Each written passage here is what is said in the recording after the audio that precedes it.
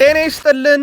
ይህ ቃል ስፖርት ዩቲዩብ ቻናል ለውድ ቤተሰቦቻችን የከበረ ሰላምታችን እንደ ሁልጊዜው በመላው ዓለም ሆናችሁ ቃል ስፖርት ዩቲዩብ ቻናላችንን ለምትከታተሉ ውድ አድማጮቻችን ሁሉ ድረስ ብለናል።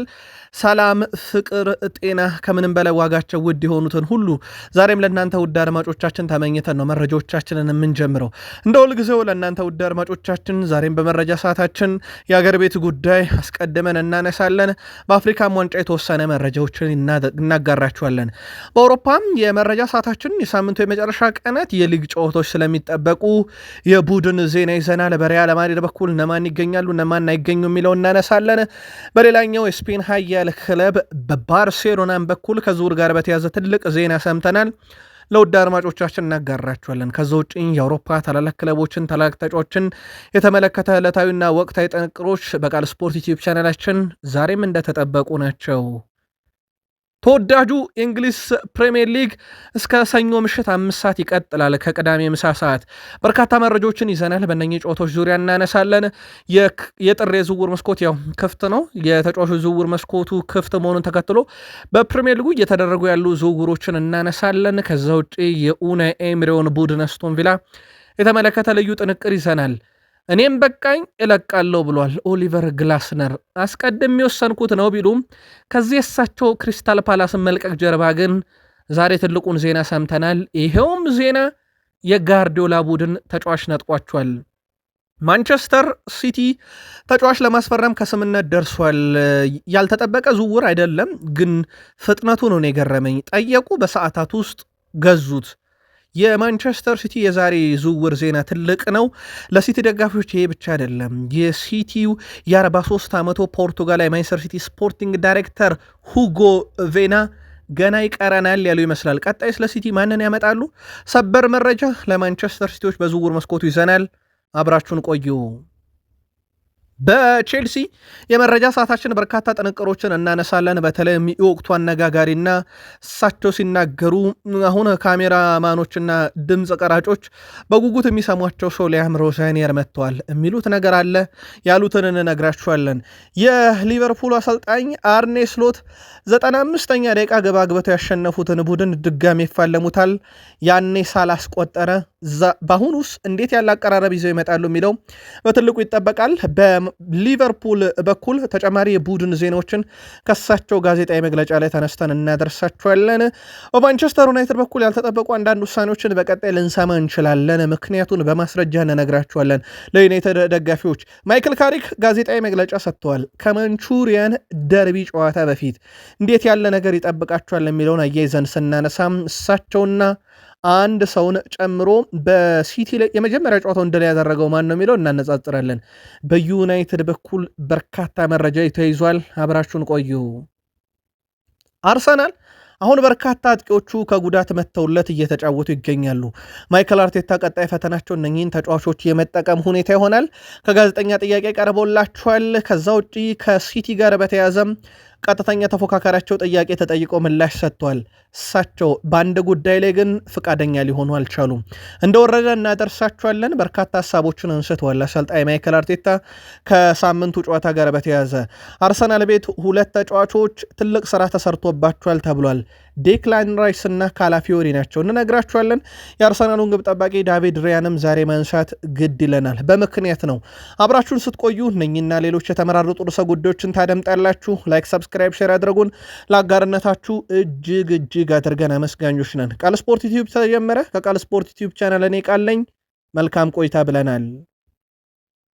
በኢትዮጵያ ፕሪሚየር ሊግ ዛሬ ግብም ድልም ነበረ። ውድ ቤተሰቦቻችን ላብነት ያክል ሀዲያ ሆሳዕና ሽረ ምድረገነትን 3-1 አሸንፎ በአንድ ጨዋታ ይግረማችሁ ብሎ የኢትዮጵያ ፕሪሚየር ሊግ 4 ግብ በአንድ ጨዋታ አይተናል።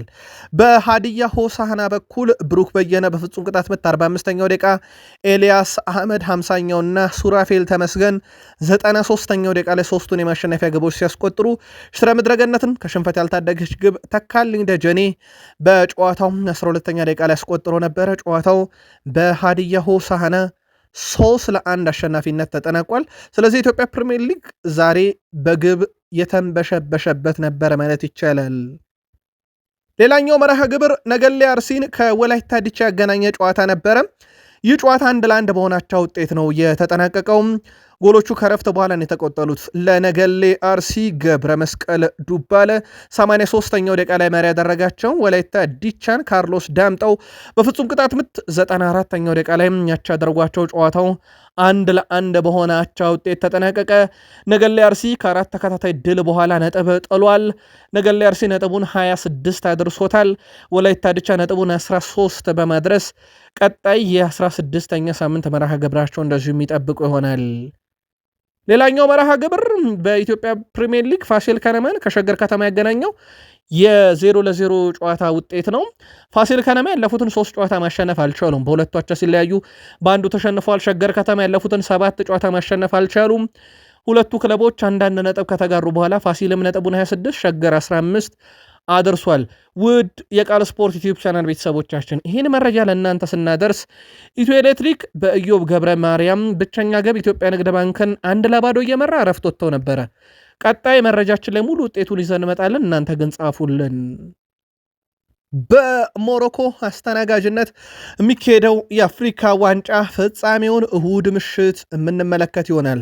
ታዲያ ከዚህ ጋር በተያያዘ ውድ ቤተሰቦቻችን ሞሮኮን ከሴኔጋል በሚያፋለመው የ2026 የአፍሪካ ዋንጫ የፍጻሜ ጨዋታ መርሃ ግብር መጫወቻው ኳስ ይፋ ተደርጋለች።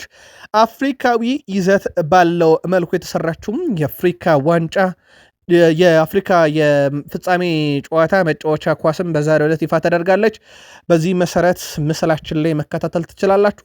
ግን በዚሁ አንድ ጥያቄ አንስተን እንለፍ። ድጋፋችሁ ላዘጋጀችው ላሰናዳችሁ ሞሮኮ ወይንስ ጥቁር አፍሪካውያንን ወክላም በአፍሪካ መድረክ ፍጻሜ የደረሰችው የሳዲዮ ማኒዮ ሀገር ሴኔጋል? ከወዴት ናችሁ? በድጋፍ ደረጃ ሀሳባችሁን አጋሩን።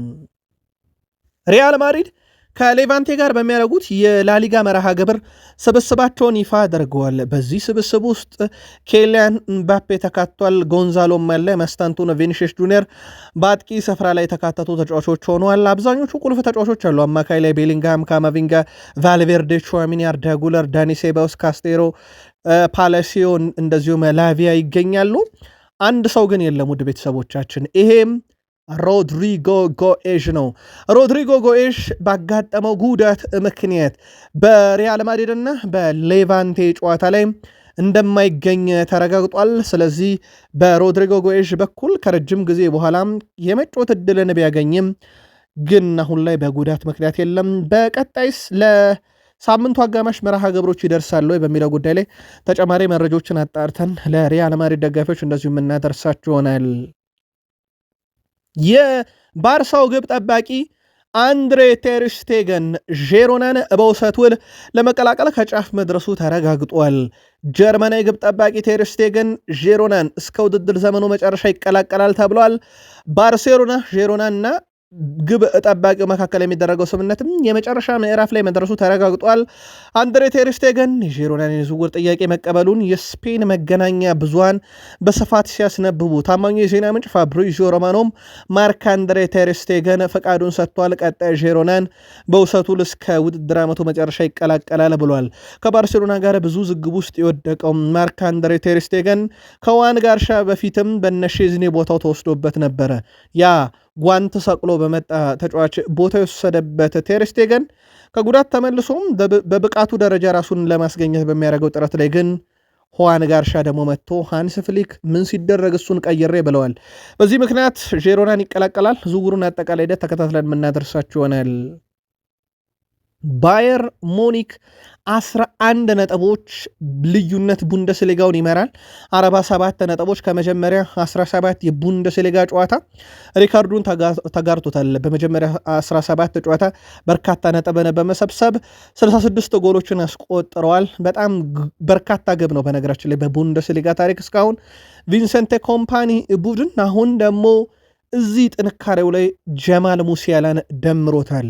የቪንሰንት ኮምፓኒ ቡድን ባየር ሙኒክ በፊት መስመር አጥቂነት ያሉት በተለይም እንደነ ሃሪኬን፣ ሜኬሎ ኦሊሴ እና ሉዊስ ዲያዝ አስደናቂ ነበሩ። አሁን ከነሱ ጀርባ መጫወት የሚችል በ10 ቁጥር ሚና ላይ በጣም አስደናቂው ሰው ጀማል ሙሲያላ ከጉዳት አገግሞ ቡድኑን ተቀላቅሏል። በዚህ ሳምንት በሚደረግ ጨዋታ ላይ ምናልባትም ባየር ሙኒክን ወክሎ ደቂቃዎችን ሊያገኝ ይችላል ተብሎ ይጠበቃል። ሌላ ጥንካሬ ለባየር ሙኒክና ከአሁኑ ቡንደስሊጋው ያለቀም ይመስላል። አልወጣንም ከባየር ሙኒክ። ለላረንት ካርል ከሰሞኑ ትልቁ ውዝግብ ውስጥ የወደቀ ተጫዋች እንደነበረ እናስታውሳለን። በተለይም እሱ ለሪያል ማድሪድ የመጫወት ያለውን ህልም በባየር ሙኒክ መለያ እየተጫወተ በዛን ያክል ደረጃ መናገሩ ተቃውሞ ቀስቅሶበት ነበር። ተጫዋቹ ባለፉት 6 ጨዋታ ላይ ብቻ ውድ ቤተሰቦቻችን ወደ 6 የግብ አስተዋጽኦ አለው። 5ቱ ጎል ነው፣ 1 አሲስት አለው። የግብ አስተዋጽኦ ባለፉት 6 ጨዋታ ያልነበረ ወልቭስበርግ እና ሃይደንሄም ላይ ነው። ከዛ ውጭ ኮሎኝ ላይ 1 ግብ፣ ሜድዝ እና ስፖርቲንግ ላይ 1 ግብ ነበረው። በ3 ግብ አስተዋጽኦ የነበረው በአንድ ጨዋታ ሳልዝቡርግ ላይ ነው 2 ግብና 1 አሲስት ነበረው። ይሄም ተጫዋች በጣም አስደናቂ ነው። ማድሪዶይ ግዙኝ ብሎ እንግዲህ አዋጅ አውጇል። በቀጣይ ክረምት ላይ ማድሪድስ ፈልጎ ይገዛዋል። በዚህን ያክል ደረጃ መስዋዕትነት የከፈለላቸውን ተጫዋች ሚዲያ ላይ ወጥቶም በዚህን ያክል ደረጃ መናገሩ አስገራሚ ነው። ተጫዋች በቀጣይ የምንመለከት ይሆናል። ቃል ስፖርት ዩቲዩብ ቻናላችን ላይ ትገኛላችሁ። ከእናንተ ከሆነ ቃል ስፖርት ዩቲዩብ ቻናል የሳቱን አጫጭር ስፖርታዊ ጥንቅሮች ለእናንተ ውድ አድማጮቻችን እያጋራናችሁ ስንገኝ ተወዳጁ የእንግሊዝ ፕሪሚየር ሊግ ብቻ ወዳገኘናቸው የዕለቱ ጥንቅሮች እንሻገር። ከፕሪሚየር ሊግ የመረጃ ሰዓታችን ጋር ላይክ፣ ሰብስክራይብ፣ ሼር እያረጋችሁን አብራችሁን ቆዩ ብለናል። ተወዳጁ የእንግሊዝ ፕሪሚየር ሊግ ቅዳሜ ምሳ ሰዓት ይጀምራል። ኦልድ ትራፎርድ ላይ ማንቸስተር ዩናይትድ ከማንቸስተር ሲቲ ማንቹሪያን ደርቢ 9:30 ቀጥሎ ምሽት 12 ሰዓት ላይ ስታንፎርድ ብሪጅ ላይ ቼልሲ ከብሬንትፎርድ፣ ኢላንድ ሮድ ስቴዲየም ሊድስ ዩናይትድ ከፉልሃም፣ አንፊልድ ሮድ ስቴዲየም ሊቨርፑል ከበርንሌ፣ ስታዲየም ኦፍ ላይት ሰንደርላንድ ከክሪስታል ፓላስ፣ ለንደን ወይም ስፐርስ ስቴዲየም ላይ ስፐርስ ከዌስትሃም ዩናይትድ ይጫወታሉ። ምሽቱ 2:30 ሲቲ ግራውንድ ኖቲንግሃም ፎረስት ከአርሰናል የቅዳሜ ጨዋታዎች ናቸው። ፕሪሚየር ሊጉ እሁድ ይቀጥላል። እሁድ 2 ጨዋታዎችን እናያለን። አሜክስ ላይ በሞሊኒክስ ላይ ወልቭስ ከኒካስል ዩናይትድ ይጫወታሉ። 10 ሰዓት ሲል ይጀምራል። ምሽት 1:30 አስቶን ቪላ ፓርክ ላይ ኤቨርተን እንዲገጥማል። ከዛ ፕሪሚየር ሊጉ መንዴይ ናይት ፉትቦል ወይም የሰኞ ምሽት ጨዋታ አሜክስ ላይ ብራይተን ኤንድ ሆቭ አልቢዮን ከበርንማውዝ ምሽት 5 ሰዓት ጨዋታቸውን ያደርጋሉ። ለምትደግፏቸው ክለቦች በቃል ስፖርት ዩቲዩብ ቻናል መልካም ዕድል ብለናል። በሳምንቱ ጨዋታዎች ላይ ሊድስ ዩናይትድ ተጫዋች ለማስፈረም ፍላጎት አላቸውም። በቅዳቸው እስከያዙት ተጫዋች ደግሞ የወልብሱን አጥቂ ጀርገን ስትራንድ ላርሰን ነው ተብሏል። ሊድስ ዩናይትዶችም ጥያቄ አቅርበዋል ለቅርብ ሰዎቹ ብሏል። የዘ አትሌቲኩ አምደኛ ዳቪድ ኦርኔስቴ እንደጻፈውም ከሆነ ሊድስ ዩናይትዶች ተጫዋቹን ለማስፈረም ጥያቄ ለማቅረብ ዝግጁ ናቸው ተብሏል። ለክለቡ አስቀድመው ግን ተጫዋቹን በዝውውሩ ጉዳይ ላይ በቅርብ ሰዎቹ እንዳነጋገሩት ነው እየተነገረ የሚገኘው።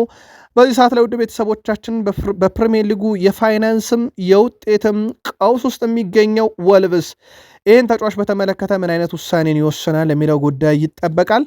በሊድስ ዩናይትድ በኩል ግን ተጫዋቹ ለማግኘት ጥረቶች እንደቀጠሉ ናቸው። ኡናይ ኤምሬ የአስቶን ቪላው አሰልጣኝ አስደናቂ ውድድር ዓመትን ከቪላ ጋር ከመጡበት ጊዜ ጀምሮ እያሳለፉ እንደሆነ ይታወቃል። ውድ ቤተሰቦቻችን በጣም አስደናቂ ጊዜ ነው። በነገራችን ላይ እሳቸው የቡድን ግንባታም በጣም አስደናቂ ነው።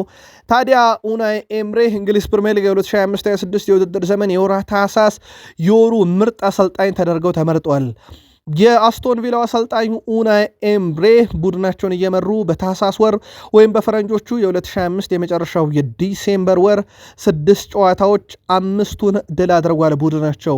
በነገራችን ላይ ሽንፈት እስኪገጥማቸው የአርሰናሉ ጨዋታም ድረስ 11 ተከታታይ ጨዋታ ድል ያለው ቡድን ገንብተው አነጋጋሪ ነበሩ። የእሳቸው ቡድን ዘንድሮ በዋንጫ ፉክክር ውስጥም በሂሳባዊ ስሌት አለ። በትልቅ ደረጃ በፕሪሚየር ሊጉም ዘንድሮ ከሚጠበቁ ክለቦች ውስጥ ይጠቀሳል። እኔም እለቃለሁ ብለዋል። በኦሊቨር ግላስነር በኩል ዛሬ ጋዜጣዊ መግለጫቸው ርብሽብሽ ያለ ነበረ። ለክሪስታል ፓላስ ደጋፊዎች ዛሬ እንዳጠቃላይ ቀኑ ጥሩ አልነበረም። እኔም እለቃለሁ፣ አዲስ ነገር መሞከር እፈልጋለሁ ብሏል ኦሊቨር ግላስነር። የክሪስታል ፓላስ አሰልጣኝ ኦሊቨር ግላስነር በውድድር ዓመቱ መጨረሻ ክለቡን እንደሚለቁ ይፋ አድርገዋል። አሰልጣኙ አዲስ ነገር መሞከር እንደሚፈልጉ በዛሬው ጋዜጣዊ መግለጫ ጠቁመዋል። ውሳኔን ለክለቡ አሳውቅ ያለው አዲስ ነገር መሞከር እፈልጋለሁ። ውሳኔም ከወራቶች በፊት እንጂ ዛሬ የተወሰነ ነገር አይደለም። ዛሬ ለህዝብ ነው ይፋ ያደረግኩት ብለዋል። ምናልባት የኦሊቨር ግላስነር እና የክሪስታል ፓላስ ባለቤቶች ጸብ የጀመረው ባለፈው ክረምት ላይ ነው። ምክንያቱም ክሪስታል ፓላስ እንዴት የአውሮፓን መድረክ የሚሳተፍበት እድል ተገኝቶ ተጫዋች እየሸጥን ተጫዋች አናመጣም ብለው ነው ሰጣ ገባ ውስጥ የገቡት። ከዛ በኋላ ኢዜን አጡ፣ ዛሬ ጉዌን አጡ። ስለዚህ እሳቸው ለቃለው ብለዋል። ኦሊቨር ግላስነር ክሪስታል ፓላስን ሲረከቡ 15ኛ ደረጃ ነበር በፕሪሚየር ሊጉ 11 ጨዋታን ከ17ቱ ተሸንፎ ማለት ነው። እሳቸው የአውሮፓን ትኬት ታስቆረጡት። 18 ጨዋታ ያለ ሽንፈት ጉዞ ቡድኑ እንዲጓዝ አደረጉት። የ119 ዓመት ዋንጫን የመጠበቅ ሂደትን ጥም ቆረጡ። እሳቸው እንደ ጋርዲዮላ፣ ስሎት፣ ኤዲያው፣ ኤምሬ ያለ ቡድንን ገጥመው ድል ያደረጉ ሰው ናቸው። ዛሬ ግን በዓመቱ መጨረሻ ከፓላስ ጋር ያለኝ እህል ውሃ ያበቃል ብለዋል። መዳረሻቸውን አልጠቆሙም። ቃል ስፖርት ዩቲዩብ ቻናል በስፋት እንከታተለዋለን። ጉዌ ማንቸስተር ሲቲን ይቀላቀላል። ይህንንም ከራሳቸው አንደበት አረጋግጠናል። ማርክ ጉዌ ማንቸስተር ሲቲን እንደሚቀላቀል ኦሊቨር ግላስነር አረጋግጠዋል። አሰልጣኙ በንግግራቸው ማርክ ጉዌ ማንቸስተር ሲቲን ለመቀላቀል ተስማምቷል ብለዋል። ተጫዋቹ በዚህ ምክንያት ከሰንደርላንድ ጋር በምናደርገውም ጨዋታ አይገኝም ዝውውሩን ስለሚፈጽም ብለዋል። ስለ ማርክ ጉዌ ዝውውር የተጠየቁት አሰልጣኝ ፔፕ ጋርዲዮላ ምንም የምለው የለኝም ብለው አደበስብሰው ቢያልፉትም ነገርየው ግን ተጠናቋል። ማንቸስተር ሲቲ የክሪስታል ፓላሱን ተከላካይ ስፍራ ተጫዋች ማርክ ጉዌን ለማስፈረም ምን ያህል ከፈለ የሚለው በትልቁ ሲጠበቅ ነበረ። ምክንያቱም በዓመቱ መጨረሻ በነፃ የሚለቅ ተጫዋች ነው። ሲቲ አሁን ከፍሎ ያስፈረመበት ምክንያት ግልጽ ነው። በቀጣይ ክረምት ጨረታው ስለሚበዛ ነው። ማንቸስተር ሲቲ ተከላካዩን በ20 ሚሊዮን ፓውንድ የዝውውር ሂሳብ ነው የሚያስፈርሙት። ሊቨርፑል በክረምት የዝውውር መስኮት በ40 ሚሊዮን ዩሮ ሊያስፈርመው ከጫፍ ደርሶ ስምምነትም ተፈጽሞ የነበረ ቢሆንም ነገር ግን በመጨረሻ ሰዓት ላይ ዝውውሩ የቀረው ተተኪ አናገኝም ብለው እንደነበረ ይታወቃል። በርካታ ተከላካዮቹን ያጣው ማንቸስተር ሲቲ የማርክ ጉዌ መፈረም የኋላ መስመሩን እንደሚያጠናክር ምንም ጥያቄ የለውም። ስለዚህ ሊቨርፑል ሊያስፈርመው ከነበረው 40 ሚሊዮን ዩሮ ግማሹን ያጣው ፓላሶች በጥር ቢያንስ በክረምት በነፃ ከሚያጡ ለሲቲ በ20 ሚሊዮን ፓውንድ ሸጠውላቸዋል። ታማኝ የዜና ምንጮች አሁን ይዞት እየወጡ ባለው መረጃ መሰረት የሲቲ ጉዞ በዚህ ብቻ ያበቃም ብለዋል። በጥር የዝውውር መስኮት ላይ የማንቸስተር ሲቲ ስፖርቲንግ ዳይሬክተር በቀጣይነትም ሊያስፈርማቸው የሚፈልጋቸው ተጫዋቾች ውስጥ አንደኛው ኤሊዮት አንደርሰን የክለቡ የዝውውር ዝርዝር ውስጥ ቅድሚያ ተይዟል ብለዋል። ሌላኛው ሳንድሮ ቶናሊ ነው። የማንቸስተር ሲቲ ሌላኛው አማራጭ ተደርጎ ተይዟል። ሁጎ ቬና የሲቲን አማካይ ክፍል ዳግም ማደስ ይፈልጋሉና እነኚህ በአውሮፓ ትልቅ ክለቦች የሚፈለጉ ተጫዋቾችንም ወደ ሲቲ ለማስኮብለል በቀጣይ ጥረት ያደርጋሉ ተብሏል። እኚህ ሰው ሲቲን ደጅ ከረገጡ ጊዜ ጀምሮ ሪያን አይት ኑሪን በ36 ሚሊዮን ዩሮ፣ ማርከስ ባትሌን በ650 ሺህ ዩሮ፣ ሪያን ቼርኪን በ36 ሚሊዮን ዩሮ፣ ታይጃኒ ራይንደርሰን በ55 ሚሊዮን ዩሮ፣ ጃሊጂ ዳናሮማን በ26 ሚሊዮን ዩሮ፣ አንቶኒዮ ሴሜኔን በ64 ሚሊዮን ዩሮ ካስፈረሙ በኋላ ዛሬ ማርክ ጉዌን በ20 ሚሊዮን ዩሮ አስፈርመዋል። በእርግጥ የሕክምና ምርመራው ይቀራል። ያው ስምምነቱ ተጠናቋል። እኚህ ሰው ሲቲ ቤት ከረገጡ በኋላ ኮከብ እያመጡ ነው። ቀጣይ ተረኞች ኤሊዮት አንደርሰን፣ ሳንድሮ ቶናሊ ይጠበቃሉ። ለሲቲ ደጋፊዎች ዛሬ ቀኑ ልዩ ነው፣ ምንም ጥርጥር የለውም። ቡድናቸው ለዋንጫ እንዲፎካከር በሚያስችል የቡድን ግንባታ ላይ መሆኑን የሚያስታውቀው ከተከላካይ እስከ አጥቂ ቡድኑን እያጠናከሩ ነው። በጣም አስደናቂ ውድድር ዓመት ሊያሳልፉ ይችላሉ ተብሎ ይጠበቃል። አንቶኒዮ ሴሜኔ እንደመጣ ነው ቡድኑ የለመደው። ጉዳት ላይ ነበሩ በርካታ ተጫዋቾቻቸው፣ ለአብነት ያክል ሩበን ዲያሽ። ፔፕ ጋርዲዮላ በዛሬው ጋዜጣዊ መግለጫቸው ላይ ሩበን ዲያሽ በቅርቡ ወደ ሜዳ ይመለሳል፣ ቀኑን ይህ ነው ብዬ አልነግራችሁም ብለዋል። ውድ ቤተሰቦቻችን ቃል ስፖርት ዩቲዩብ ቻናል በወቅታዊ የማንቸስተር ሲቲ ጉዳይ ላይ የያዝናቸው መረጃዎች እነኚህ ብቻ አይደሉም። በቀጣይ መረጃ ሰዓታችን በስፋት እንመለሳለን። በተለይም የማንቹሪያን ደርቢን ጨዋታ ለሲቲም ደጋፊዎች ለዩናይትድም ሰፊ ጥንቅር እንይዝበታለን። ሊያም ሮዛኒየር በጋዜጣዊ መግለጫቸው ትንሽ ለየት ያሉ ሰው ሆነው መጥተዋል። ዛሬ ደግሞ ሊያም ሮዛኒየር ስለ አምበላቸው ስለ ሪስ ጄምስ ይናገራሉ። እንዴት ያለ አስደናቂ ሰው ነው ብለዋል። እሳቸው በዚህ ሰው እጅግ በጣም አምናለሁ፣ ከአምበልነት ሚናም በላይ ነው የሱ ብቃት ብለዋል። የእሱ አስተዋይነት በካሪን ጌይል በኩል በወጣ አንድ መረጃ ሮዛኒየር በቡድናቸው በጣም ደስተኛ ናቸው ባላቸውም ተጫዋች አንድ ነገር ግን ቃል ገብቷል ተብሏል። እሳቸው ለሚዲያው ጊዜ አልፈልግም ብለው ነው ቃል የገቡት ዋንጫ ለማምጣት። ለተጫዋቾቹ ደግሞ በማሬስካ ስር እድል ያጣ ተጫዋች በሙሉ በእኔ ዘመን እድል ያገኛልና ራሳችሁን አዘጋጁ ብለዋል። እናም በምሰጣችሁ እድል መሰረት ትጫወታላችሁ፣ እያንዳንዱ ተጫዋች እዚህ ደቂቃ ያገኛል ቡድን ውስጥ እያለ ብለዋል። እናም ሁሉም ሰው ይሄን ንጋግብሮ እንዲዘጋጅ እያሉ ነው። ለደጋፊው ዋንጫ ጠብቁ ብለው ቃል ገብተዋል።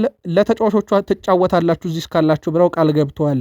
ሊያም ሮጀኒየር በርንሌን በመጀመሪያ ዙር ሊቨርፑል ለማሸነፍ 95 ደቂቃ ሲደመር ፍጹም ቅጣት የምታስፈልጓቸው ነበረ።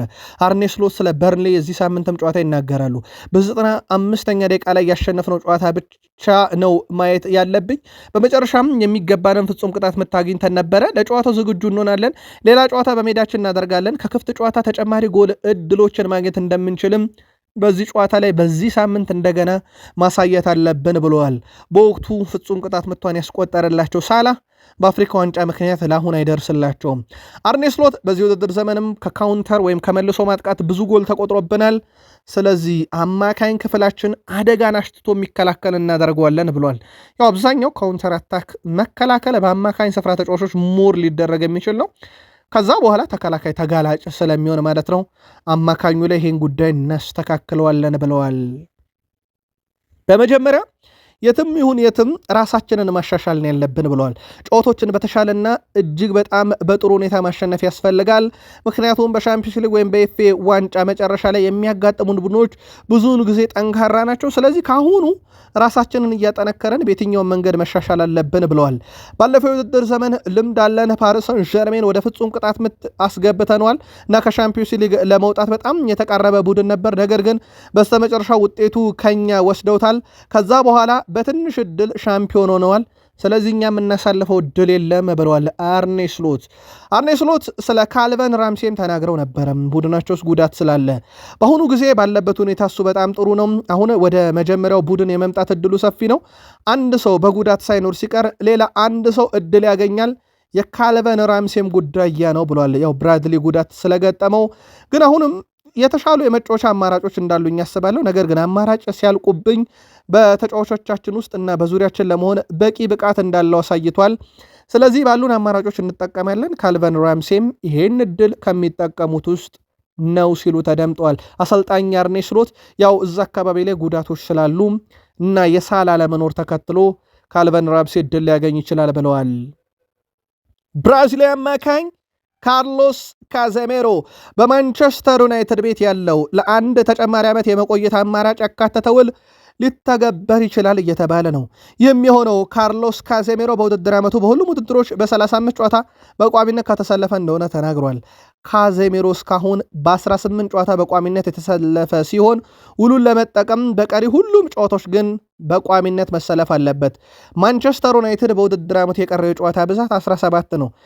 ካርሎስ ካዝሜሮ 17ቱንም ጨዋታ ከተጫወተ በቋሚነት ዩናይትድ በግድ ያስፈርመዋል። ካዝሜሮ ይህንን ጨዋታ ካሳካና ክለቡ ሻምፒዮንስ ሊግ ከገባ ካዝሜሮ አሁን በሚከፈለው ተመሳሳይ ክፍያ ተጨማሪ 1 ዓመት ይቆያል። ግን የዩናይትድ ሰዎች ካልፈለጉት 16 ጨዋታ አስጫውተው አንዱን ማስቀመጥ ይችላሉና በቀጣይነት እንዴት ይሆናል የሚለው የሚወሰን ይሆናል። ማይክል ካሪክ ሳምንቱ ምርጥ ነበር። ከምርጥ ቡድን ጋር ልምምድ ሰርቻለሁ፣ ጥሩ ስሜት አለ ብለዋል። ተጫዋቾች ራሳቸውን ሙሉ ለሙሉ ዝግጁ አድርገው ሲፋለሙ ነበር። በስታፍ አባላትም ላይ ያለው ጥሩ የሚባል ስሜት አለ ብለዋል። ቡድኑ አንድ ላይ ሆኖ ወደፊት እና ወደ ትክክለኛው አቅጣጫም በእኔ ዘመን ይጓዛል እያሉ ይገኛሉ አሰልጣኝ ማይክል አርቴታ ስለ ሳምንቱ ተጋጣሚያቸውም ሲቲና ስለ ደጋፊ ይናገራሉ። ፔፕ ጋርዲዮላና ማንቸስተር ሲቲን ለነገው እጅግ አስፈላጊ ጨዋታ እንቀበላቸዋለን። ይህ ጨዋታ ለአዲስ ጅምር ድንቅ ድል የሚሰጥ ብለውታል። ደጋፊዎች፣ ተጫዋቾችም ሆነ የቡድን አባላት ብንሆን በዚህ ክለብ ውስጥ የምትኖረው እንዲህ ያሉ ጨዋታዎችን ለመጫወት ነውና መዘጋጀት አለብን ብለዋል። በኦልትራፎርድና በመላው ዓለም የማንቸስተር ዩናይትድ ደጋፊዎች የሚጠብቁት ነገር አለ፣ ለዛ እንዘጋጃለን ብለዋል። ማንቸስተር ዩናይትድ ሁላችንም ወደምንፈልገው ደረጃ ለማድረስም በአንድነት መቆም አለብን። ከማንቹሪያን ደርቢ ጨዋታ ይጀምራል ብለዋል። ማይክል ካሪክ እዚህ በመሆኔ በጣም ደስተኛ ነኝ። በዚህ ቦታ መገኘትም ለእኔ ትልቅ ክብር ነው። ዋንጮችንም ማሳካት ፈልጋለሁ በአሰልጣኝነት ብለዋል። በዚህ ወይም በዛ ብለን የምንገልጸው ነገር ባይኖርም ወደ ከፍታ ግን ግድ ነው እንመልሰዋለን ብለዋል። ዋንጫ ለማግኘት ግን ከዚህ ቡድን ጋር እሳቸው ያላቸው ብቸኛ እድል የፕሪሚየር ሊጉ ነው። እንዴት ይሆናል የሚለው በቀጣይ እሳቸው የሚፈቱት ይሆናል። ምናልባትም ግን በምርጥ ውጤት ቀጥለው ዩናይትድ ለዓመቱ መጨረሻ ድንቅ ነገር ካሳዩና ቋሚ ከሆኑም በቀጣይ ዓመት ምናልባት ትልቁ የቤት ስራቸው ሊሆን ይችላል። አሁን ከፊታቸው ያለውን ማንቸስተር ሲቲን ቀድሞ በነበሩ አሰልጣኝ በተለይም በሩበን አሞሪም ዘመንና በኤሪክ ቴን ሃግ ዘመን እንዳጠቃላይ ማለት ነው ባለፉት 5 ጨዋታ ብናይ እንኳን ዩናይትድ አንድ ጊዜ ብቻ ነው ሲቲን ያሸነፈው። አንድ ጊዜ አቻውቷል። 3 ጊዜ ሲቲ ያሸንፏል። ማይክል ካሪክ ይህንንም የማቆም ግዴታ ይጠብቃቸዋል። ከዚህ ጋር በተያያዘ ማንቸስተር ዩናይትድን በአሰልጣኝነት እየመሩ የመጀመሪያ የማንቹሪያን ደርቢ ጨዋታቸውን ድል ያደረጉት ለመሆኑ ማናቸው የሚለውን እንመልከት። ይህን ነገር ካየን 1987 ሰር አሌክሳንደር ቻክማን ፈርጉሰን በመጀመሪያ የማንቹሪያን ደርቢ ጨዋታቸው ድል አደረጉ። ከዛ እሳቸው ለቀቁ። ዴቪድ ሞይስ ተሸነፉ። ሉዊስ ቫናል ተሸነፉ። ጆዜ ሞሪኖ ተሸነፉ። ኦሌጋና ሶልሻየር ተሸነፉ። ራልፍ ራኒክ ተሸነፉ። ኤሪክ ቴን ሃግ ተሸንፈዋል። ከፈርጊ በኋላ የመጀመሪያ የማንቹሪያን ደርቢን ጨዋታ ያሸነፈው ሩበን አሞሪም ብቻ ነው። አሁን ሌላ ሶስተኛ ሰው ማይክል ካሪክ የሆነ የሚለው በቅዳሜ መሳሳት ምላሽ የሚያገኝ ጉዳይ ይሆናል። ከፈርጊ በኋላ ግን ዩናይትድን እየመሩ የመጀመሪያ የማንቹሪያን ደርቢ ጨዋታ ድል ያደረጉት ሩበን አሞሪም ነበሩ። እሳቸው ተሰናብተው ካሪክ መንበሩ እንደተቆጣጠሩት ይታወቃል። ሬኔ ሜልስታውን የቀድሞ የማንቸስተር ዩናይትድ ረዳት አሰልጣኝ ስለ ሴላመንስ ይናገራሉ። ትልቅ ቡድኖች ብትመለከት አርሰናል፣ ሊቨርፑል እና ሲቲ በጣም ጥሩ ግብ ጠባቂ ያላቸው፣ ዩናይትድ ግን ለደረጃው በቂ የሆነ ግብ ጠባቂ የላቸውም ይላሉ እሳቸው። የቀድሞ የዩናይትድ የፈርጊ ምክትል ናቸው። ላመንስ ወደፊት በጣም ጥሩ ግብ ጠባቂ ሊሆን ይችላል፣ ነገር ግን በአሁኑ ሰዓት ለማንቸስተር ዩናይትድ ዝግጁ ነው ብዬ እኔ በግሌ አላምንም፣ ለጊዜው የኔ አስተያየት ነው ይላሉ እሳቸው። አስቶን ቪላ እንኳን ብትመለከት እንደ ኤሜሊያኖ ማርቲኔዝ ያለ የዓለም ዋንጫን ያሸነፈ ልምድ ያለው ግብ ጠባቂ ያላቸው እንደዚህ አይነት ግብ ጠባቂዎች ናቸው ጨዋታን የሚያሸንፉት። ሴላመንስ ወደፊት ምርጥ ይሆናል፣ ታዳጊ ነው፣ ብዙ ተስፋ አለው፣ ግን ለዩናይትድ ለአሁኑ ስለመመጠኑ እርግጠኛ አይደለሁም ብሏል። የቀድሞ የፈርጊ ምክትል ሬን የማንቸስተር ዩናይትድ ረዳት አሰልጣኝ ሆነው እናስታውሳቸዋለን። በጉዳዩ ላይ መልከታችሁን አጋሩን። አንቶኒዮ ኮንቴ በቀድሞ የዩናይትድ አሰልጣኝ ሩበን አሞሪም ላይ ትችት ሰንዝሯል። በአሁኑ ጊዜ አንዳንድ ወጣት አሰልጣኞች ኩራተኛ ናቸው፣ ከተጫዋቾቻቸው ጋር ለመላመድ ፈቃደኛ አይደሉም ብለው ነው አንቶኒዮ ኮንቴ ሩበን አሞሪምን የወረፉት። አንድ ወጣት አጥቂ እንደ ራስመስ ሆይሉንድ ያለ ሲለፋ ከተመለከትኩ እንዲለምድ እድል ከመስጠት ይልቅ ይወቅሱታል። ሁልጊዜም ከራሳቸው በስተቀር ሁሉንም ሰው ይወቅሳሉ። ሩበን አሞሪም ያንን ነበር ሲያደርጉ የነበረው። ሆይሉንድ የሚወቀስ ወጣት አይደለም፣ ገና የሚያድግ ነው፣ እኛ ጋር መጥቶም ገና እያደገ ነው ብለዋል። እናም ሩበን አሞሪም ወጣት ሆነው ከወጣት ያልተላመዱ ብለው አንቶኒዮ ኮንቴ ወርፈዋቸዋል። የቀድሞ ዩናይትድን ሰው ካነሳን ግን ለሩበን አሞሪም በጊዜያዊ አሰልጣኝነት ማንቸስተር ዩናይትድን ልክ የሽግግር መንግስት እንደሚባለው በኢንትሪም ኮችነት ያገለገሉት ሩድ ቫን ኒስተልሮይ አሁን ላይ ስራ አግኝተዋል። ከሌስተር ሲቲ ከተሰናበቱ በኋላ የኔዘርላንድ ብሔራዊ ቡድን ረዳት አሰልጣኝ በመሆን የ1 ዓመት ኮንትራት ፈርመዋል።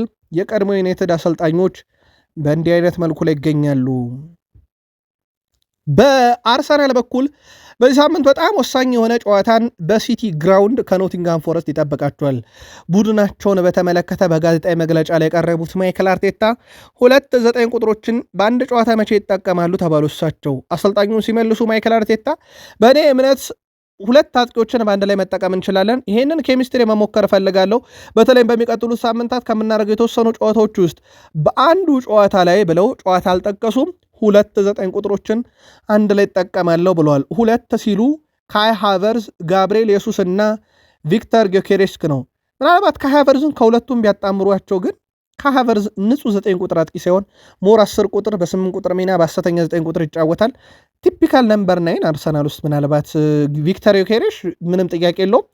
ጋብሪኤል የሱስ ከኳስ ጋር ምቾት የሚሰማው ዘመናዊ 9 ቁጥር ልንለው እንችላለን። እነማንን ያጣምራሉ በቅርብ ቀን ጠብቁ ብለዋል። ከማንቸስተር ሲቲ በኋላ ጨዋታ ያደርጋሉ። ምክንያቱም የማንቹሪያን ደርቢ ካለቀ በኋላ ከሌላኛው የምሽት 12 ሰዓት ጨዋታ በኋላ ቀጥሎ 3ኛ ምዕራፍ ላይ የሚገኝ ጨዋታ ነው። ከማን ሲቲ በኋላ ስለመጫወት ሲጠየቁ እሳቸውም በዚህ እንደወትሮ ተመሳይ ነው፣ በተለምዶ በተመሳይ ሰዓት አንጫወትም፣ ምናልባትም በሻምፒዮንስ ሊግ ብቻ። ይህ ብዙ ጊዜ ይከሰታል። ለዚህም ነው ከመቼውም ጊዜ በላይ ማድረግ ያለብን ማንም ላይ አናተኩርም። እኛ ቀድመው ተጫወተ ሲቲ፣ ከኛ ቀጥሎ ተጫወተ፣ እኛ እሱን አናይም፣ እኛ የምናየው የራሳችንን ውጤትና ውጤት ብቻ ነው፣ ስለዚህ ራሳችን ላይ እናተኩራለን ብለዋል። ከዛ አንድ ጥያቄ መጣ፣ እሳቸው የማይወዱት ፔሮ ሄንካፔ፣ ካላፊዮሪ፣ ክርስቲያን ሞሽኬራ፣ ማክስ ዶማን ይገኛሉ አይገኝም፣ መቼ ይመጣሉ ሲባል እሳቸውም የሕክምና ቡድን አባላት ምላሽ ሲሰጡ ይነግራቸዋለሁ ብለው በገደምዳሜው አልፎታል። አያውቁትም ተብሎ አይታሰብም፣ ግን ይሄንን ከመናገር ተቆጥበዋል። በእርግጥ እሳቸው የሆነ ነገር ብለው እኛም ለአርሰናል ደጋፊዎች የሆነ ነገር ብለን ጨዋታ ላይ ያልሆነ ነገር ከሚከሰት እሳቸውም አንደኛቸውን እንዲህ ብለው ቢያልፉት ይሻላል። ማይክል አርቴታ በቡድን ዜና ያው አዲስ ጉዳት የለብኝም ብለዋል። ስለዚህ ቢያንስ ነባሩ ቡድን አለ፣ ተጨማሪ ከመጣ ብቻ ነው ያው ለአርሰናል ደጋፊ ሰርፕራይዝ የሚሆነው። ያው እሳቸው ዴክላን ራይስ የለም ብለው ኖረ፣ ሳሊባ የለም ብለው ኖረ። ስለዚህ ምናልባት አዲስ ጉዳት የለም ስላሉ አዲስ ጉዳት የለም፣ ተጨማሪ ተጫዋች ሊኖር ይችላል። አርቴታ እንደ ቡድን ለጨዋታው ዝግጁ ነን፣ ለማሸነፍ ነው ወደ ሜዳ የምንገባው፣ ተጫዋቾችም ይህን ጨዋታ ለማሸነፍ ተነሳሽነቱ አለ ብለዋል። በጨዋታ አቀራረብ ደረጃ በተለይም በሚቀጥሉት ሳምንታት ውስጥ በሚገጥሙ አንዳንድ ጨዋታዎች ላይ የተለያዩ የጨዋታ ስታይሎችን ልንጠቀም እንችላለን። ከተጋጣሚ አንጻር ልንቀይራቸው የምንችል የጨዋታ ስታይሎች ሊኖሩን ይችላሉ ብለዋል ማይክል አርቴታ። አሁን የልምምድ ክፍለ ጊዜያችን ውስጥም እንደዚህ አይነት ነገሮችን እየሞከርን እንገኛለን ብለዋል። በሳቸው ቡድን ውስጥ የቆመ ኳስ ዘንድሮ አደገኛው ክፍል ነው። ቶማስ ግሮኒመርክ በቀጣይ አርሰናል ቤት ትልቁ የበስራቸው የእጅ ውርወራ ላይ ነው። በነገራችን ላይ የእጅ ውርወራዎችን ለዴክላን ራይስ እና ለሪካርዶ ካላፊዮሪ ተሰጥቷል። በልምምድ ሰዓት ላይም ረጅም የእጅ ኳስ ወርዋሪ ሆነው እየሰሩ ነው ተብሏል። በእጁ የሚጫወተው ዳቪድ ራያ ደግሞ በአርሰናል በወሩ ከብራይተን ጋር ያዳነ ኳስ የወሩ ምርጥ ተብላለች። ቃል ስፖርት ላይ ለዚህ ሰዓት ያሰናዳነውን መረጃ በዚህ መልኩ ለእናንተ ውድ አድማጮቻችን አደረስናችሁ። ውድ የቃል ስፖርት ዩቲዩብ ቻናል ቤተሰቦቻችን በቅርብ ወዳጃችን በአርቲስትና በሚዲያው ዘርፍ በብዙ ስራዎች የምናውቀው እጅግ በጣም ውድ ሰውን ዛሬ ያተናል። በአርቲስት ነፃነት ወርቅነህ ህልፈተ ህይወት የተሰማንን ሀዘን እንገልጻለን። ለማንኛውም ለወዳጅ ዘመዶቹ ለቤተሰቦቹና ለቃል ስፖርት ዩቲዩብ ቻናል ክሩ አባላት በሙሉ መጽናናትን እንመኛለን። ነፍሱን በአጸደ ገነት ያኑርልን ብለናል። መልካም ምሽት ይሁንላችሁ በድጋሚ